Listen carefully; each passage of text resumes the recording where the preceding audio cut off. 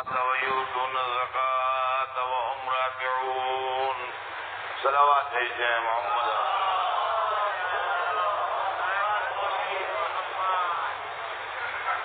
ارشاد اقدس جناب رب العزت ہے کہ یقیناً تمہارا ولی اللہ ہے اور اس کا رسول ہے اور وہ صاحبان ایمان ہیں جو نماز کو قائم کرتے ہیں اور زکوٰۃ کو ادا کرتے ہیں جب کہ وہ رکوع کر رہے ہوتے ہیں. عزیزان محترم، یہ آیہ مبارکہ مومنین کے درمیان آیہ ولایت کے نام سے مشہور ہے اور اس آیت میں اللہ نے مولا علی کی ولایت کا تذکرہ کیا اور ولایت علی کا چرچا رسول کی زندگی سے لے کے آج تک ہر جگہ ہے. اور یہ ایک ایسا لفظ ہے کسی کو اختلاف یا اعتراض بھی نہیں ہوتا اور علی کے نام کے ساتھ مولا علی ایک محاورے کے طور پر زبان کے طور پر استعمال ہوتا ہے.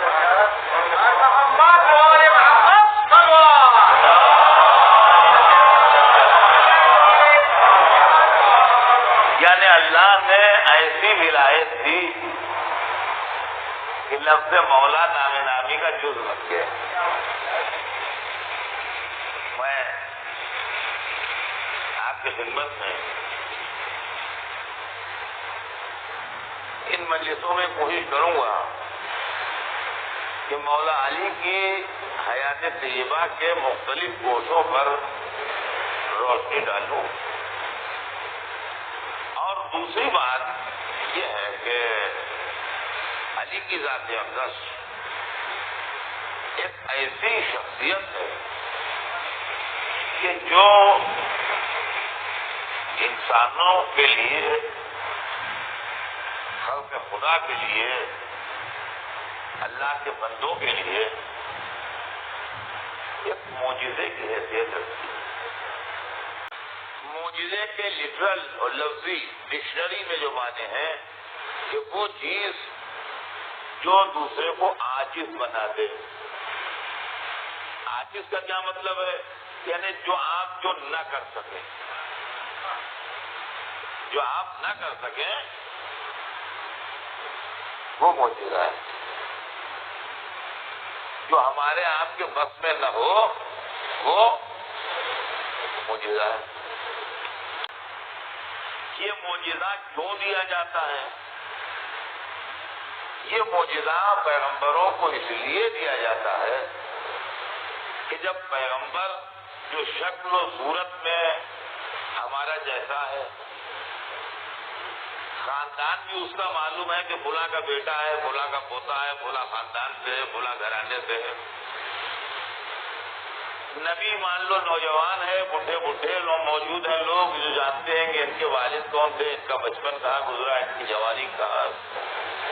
ہمارے سامنے کے بچے ہیں، ہمارے سامنے جوان ہوئے، ہمارے سامنے بڑے ہوئے. اب ایک اسٹیج پر آ کے وہ یہ کہتا ہے کہ میں اللہ کا نبی ہوں. تو فطری طور سے یہ سوال اٹھتا ہے کہ آپ کے نبی ہونے کا کوئی پروف ہے؟ کوئی پروف اس بات کا ہے کہ جو آپ کہہ رہے ہیں وہ صحیح ہے؟ کوئی ثبوت اس بات کا ہے کہ جو آپ فرما رہے ہیں وہ درست ہے؟ لہذا وہ کچھ ایسے جلوے دکھاتا ہے، اللہ کی طرف سے لیے جاتے ہیں اس کو. یہ سمجھ لیجیے آپ، اللہ کی طرف سے اس کو عطا کیے جاتے ہیں. وہ کچھ ایسی چیز دکھاتا ہے پبلک کو کہ جو عام انسان کے بس میں نہیں ہے. فرمایا ہم نے جو عام انسان کے بس میں نہیں ہے، اور وہ ایک انسان دکھا رہا ہے. تو اس کا مطلب یہ ہے کہ اس کو کسی سپر پاور کی تائید حاصل ہے. یہ بہت آہستہ آہستہ اس لیے پڑھ رہا ہوں کہ بچوں کی سمجھ میں بات آ جائے. آدمی کے ہاتھ یہاں تک جاتا ہے. اب اگر میں ہاتھ بڑھا کے اس جھاڑ کو اتار لوں تو یہاں بیٹھے کہ کسی آدمی کے بس میں یہ نہیں ہے کہ یہاں پر بیٹھے بیٹھے اس کو اتار لیں.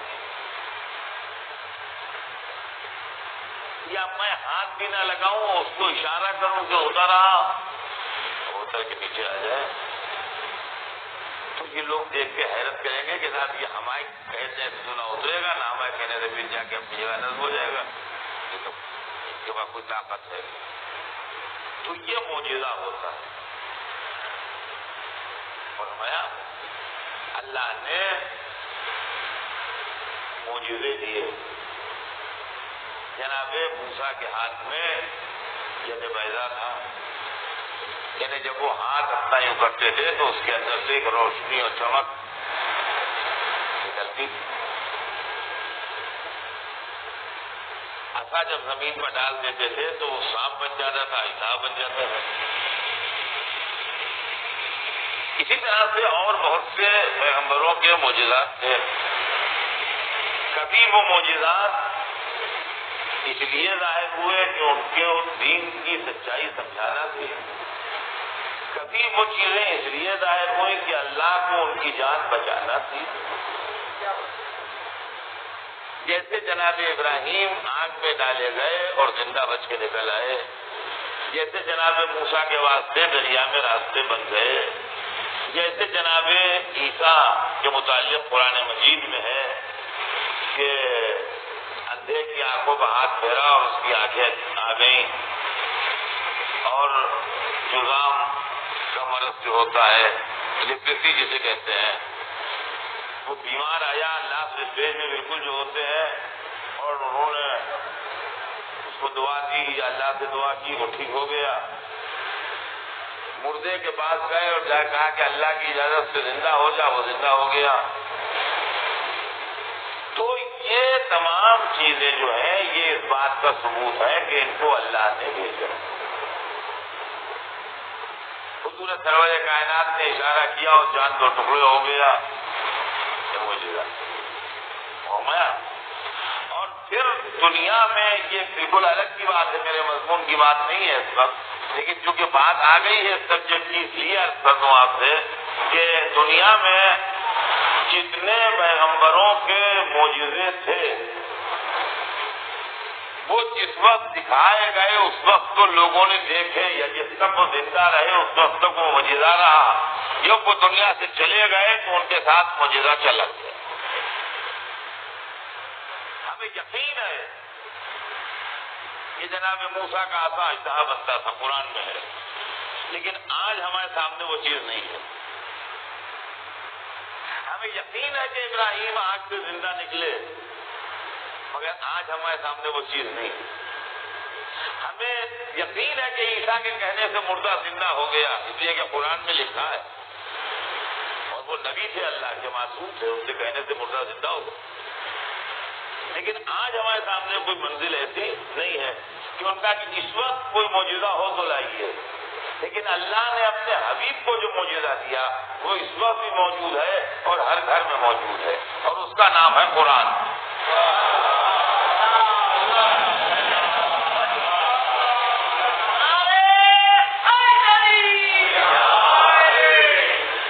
اب اس کے معجزہ ہونے کی دلیل کیا ہے؟ توجہ چاہتا ہوں عزیزان کرام، اس کے معجزہ ہونے کی دلیل کیا ہے؟ میں نے ابھی آپ کے سامنے جو تقریر کی ہے وہ شاید آپ کو یاد ہوگی کہ جو آپ کے بس میں نہ ہو اور کوئی کر دکھائے. چاند کو تو کر دینا آپ کے بس میں نہیں ہے اور کسی نے کر دیا، تو اس کا مطلب یہ کوئی سپر طاقت ہے، کوئی بڑا ہے جو اس کے ساتھ ہے. یا آرڈینری ہمارا جیسا آدمی نہیں ہے. سورج پلٹا لے کوئی، ہم سے آپ سے نہیں پلٹ سکتا. تو معلوم ہے یہ کوئی معمولی آدمی نہیں ہے، یہ کوئی تائید اس کو ہے. پتھر میں ہاتھ پر رکھ لے پتھر اور پتھر سے آواز آنے لگے وہ کلمہ پڑھنے لگے ہے کہ نہیں؟ تو اس کا مطلب یہ ہے کہ اس کو کسی بڑے کی تائید حاصل ہے. تو جو عام آدمی نہ کر سکے اور کوئی دکھا دے کر کے وہ معجزہ ہے. اب قرآن کے معجزہ ہونے کی دلیل یہ ہے کہ قرآن میں 3 دفعہ یہ کہا گیا ہے. توجہ چاہتا ہوں وزیران گرامی، قرآن میں 3 دفعہ یہ کہا گیا ہے کہ اس کا جیسا بنا لو. پہلی مرتبہ یہ کہا گیا کہ اگر تمہیں شک ہے تو اس کا جیسا قرآن لے آؤ پورے قرآن کے لیے. اگر تمہیں شک ہے کہ یہ اللہ کا کلام نہیں ہے، یہ رسول اللہ نے اپنی طرف سے کر لیا ہے، بنا لیا ہے، تو اس کا جیسا لے آؤ. نہیں لایا کوئی. انہوں نے تھوڑا ریٹ جو تھا بہت گھٹا دیا. قرآن میں 114 سورے ہیں، ہم نے ریٹ گھٹا کے کہا کہ اچھا 10 سورے بنا لاؤ. ہمارے پاس 114 ہیں، تم 10 بنا لاؤ. بڑے سورے بھی ہیں، چھوٹے سورے بھی ہیں.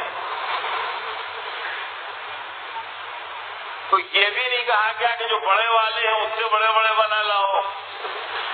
ابھی چھوٹے چھوٹے سورے ہیں ویسے بنا لاؤ. سورہ انا اعطینہ ہے، سورہ قل هو اللہ ہے، سورہ والعصر ہے، قل اعوذ برب الناس ہے، قل اعوذ برب الفلق ہے. سب چھوٹے چھوٹے سورے ہیں، 3 آیتوں کے 4 آیتوں کے سورے ہیں. یہ سب چھوٹے چھوٹے بنا لاؤ.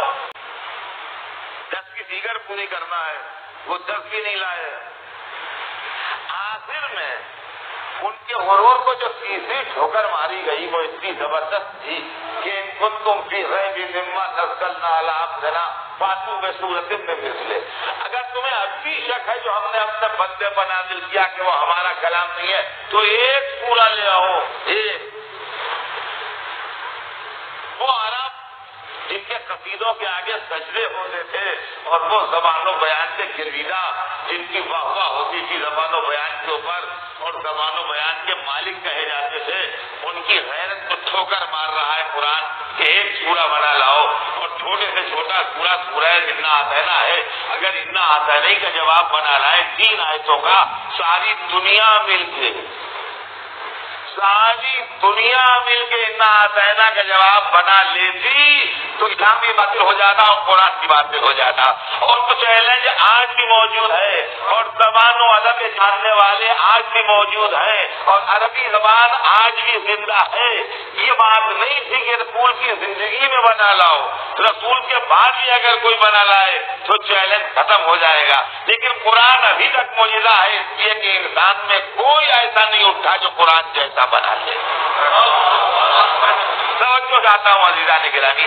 اب رسول جب دنیا سے جانے لگے تو ہم کو اکیلے قرآن کے حوالے کر کے نہیں گئے بلکہ قرآن و اہل بیت کے حوالے کر کے گئے. یہ کہہ کے گئے کہ انی تارک فیکم الثقلین کتاب اللہ و عترتی، میں 2 گراں قدر چیزیں چھوڑ کے جا رہا ہوں. ایک اللہ کی کتاب ہے اور ایک میری عزت ہے، میرے اہل بیت ہے. تو اگر قرآن معجزہ ہے تو قرآن کا ساتھی بھی تو معجزہ ہو.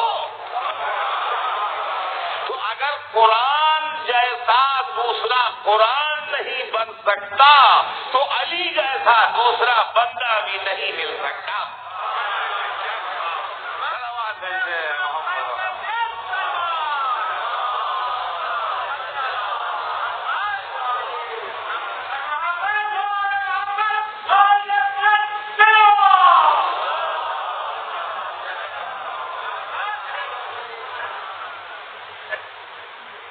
تو آپ مجھے کہنے دیجئے کہ جب اللہ نے کتاب کی شکل میں اپنے حبیب کو معجزہ دیا تو وہ قرآن کہلایا، اور جب انسان کی شکل میں معجزہ دیا تو وہ علی کہلایا. مولا علی کی ذات تاریخ انسانیت کے لیے سرمایہ افتخار ہے. مولا علی کی ذات، آپ کے واقعات میں چاہتا ہوں کہ زندگی کی کچھ جھلکیاں ان مجلسوں میں پیش کروں آپ کے سامنے، اور وہ بھی اس لیے عزیزان گرامی کہ دنیا میں انسان تو ایک سے ایک ہے، لیکن علی میں اور پوری دنیا کے انسانوں میں، مطلب آج ایک ہی بات کہوں گا، بات روز آگے بڑھتی جائے گی، علی میں اور پوری دنیا کے انسانوں میں ایک فرق ہے۔ کوئی صاحب یہ غلطی نہ کر بیٹھے کہ علی کو اپنا جیسا سمجھ لیں۔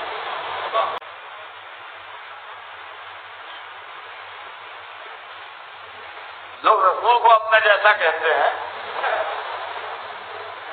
وہ تو ان کے بھی بزرگ تھے، کوئی صاحب ایسی غلطی نہ فرما لے یہ سمجھ لیں علی جیسے ہم، اور یہ عقیدت کی بات نہیں ہے۔ دیکھیے میں عقیدت کی بنیاد پر مجلسیں نہیں پڑھوں گا، میں آپ کو صرف زندگی کے تجربے اور جو حقیقی واقعات ہیں اس کی بنیاد پر بات کروں گا۔ کوئی صاحب یہ نہ سمجھ لے کہ علی ہمارے جیسے، اس لیے کہ انسان اللہ نے ایک ایسا مخلوق بنایا ہے کہ جس کے ٹیلنٹس اور جس کی صلاحیتیں جو ہیں اس کا اندازہ ہی نہیں ہے کہ کتنی ہے۔ سمندر کے قطرے گنے جا سکتے ہیں، آپ میں کتنے ٹیلنٹس ہیں اور کتنی صلاحیتیں ہیں یہ ناممکن ہے کہ کوئی گنے۔ انسان کو خلق کر کے خالق نے اپنی تعریف کی ہے۔ تبارک اللہ و احسن الخالقین۔ اور مولا علی نے اس کو عالم اکبر کہا ہے۔ علی کا ایک شعر ہے جو انسان سے متعلق ہے، فرماتے ہیں کہ یہ آپ کو معلوم ہے کہ مولا علی شاعر بھی تھے اور دیوان حضرت علی موجود ہے، آج بھی دیوان حضرت علی موجود ہے، چھپا ہوا باقاعدہ پرنٹڈ، آپ بازاروں میں جائیں تو آپ کو ملے گا۔ فرماتے ہیں کہ اتزمو انک جرم صغیر وفیک استوی عالم الاکبر۔ اے انسان کیا تو سمجھتا ہے کہ تو ایک معمولی حقیر سا ایک جزا ہے، ایک چھوٹا سا ایک جرم صغیر ہے، ایک چھوٹا سا پیس ہے، تیرے اندر عالم اکبر پوشیدہ۔ تو علی کی نگاہیں جیسے نقطے میں قرآن دیکھ لیتی ہیں ویسے انسان میں عالم اکبر دیکھ لیتی ہیں۔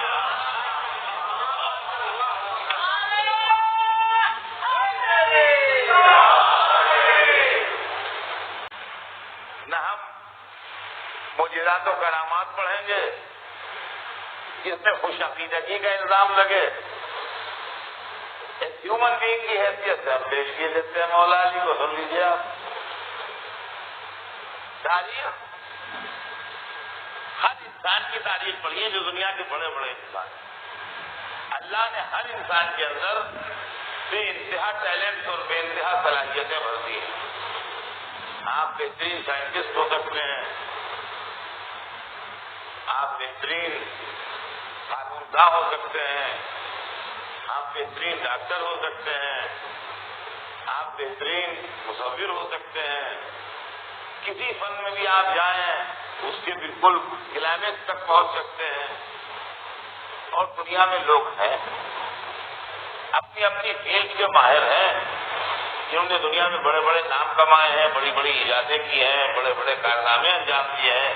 ایسا نہیں ہے کہ دنیا پڑھے لکھے انسانوں سے، اچھے انسانوں سے، کارنامہ انجام دینے والے انسانوں سے خالی ہو۔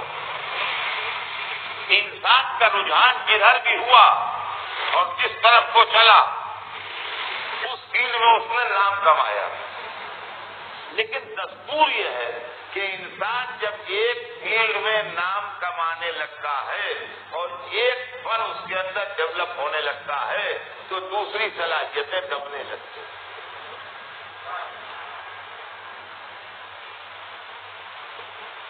ایک آدمی کا رجحان سائنس کی تعلیم کا ہے اور وہ فزکس میں بڑا مانا ہوا آدمی. آپ اس سے کسی شعر کا مطلب نہ پوچھیے، اس کا مزاج بدل چکا ہے، اس کی فکر بدل چکی ہے. وہ کہتے ہیں کیا شعر و شاعری میں ضائع کرنے کا طریقہ ہے سب. ہم شاعر وائر نہیں، ہم سائنسداں ہیں، ہم یہ سب اس چکر میں نہیں پڑتے. تو وہ جو ہے اس کو وہ کچھ ادبی ٹچ ہی نہیں ہے اس کے اندر.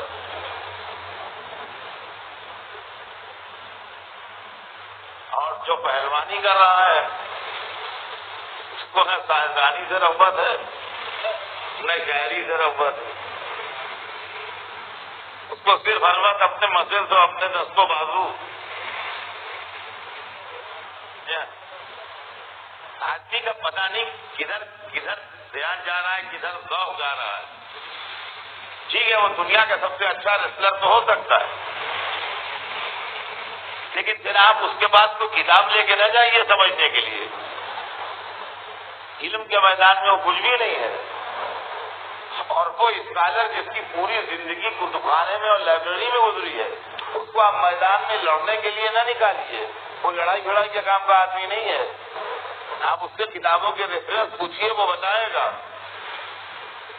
اور جو آدمی اتنا زبردست و بہادر ہو کہ لشکر اس سے دبتے ہوں اور فوجیں اس کی صورت دیکھ کے بھاگتی ہوں اور اکیلا پورے لشکروں کو بھاری پڑ جاتا ہو، اس کو آپ شب قدر میں مسجد میں رات بھر نہ لائیے.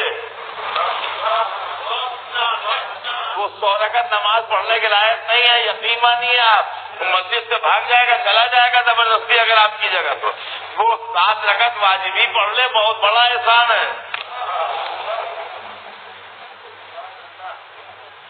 مغرب عشاء پڑھ لے اگر خیریت سے آ کے تو سمجھ لیجیے بہت بڑا کام ہے وہ.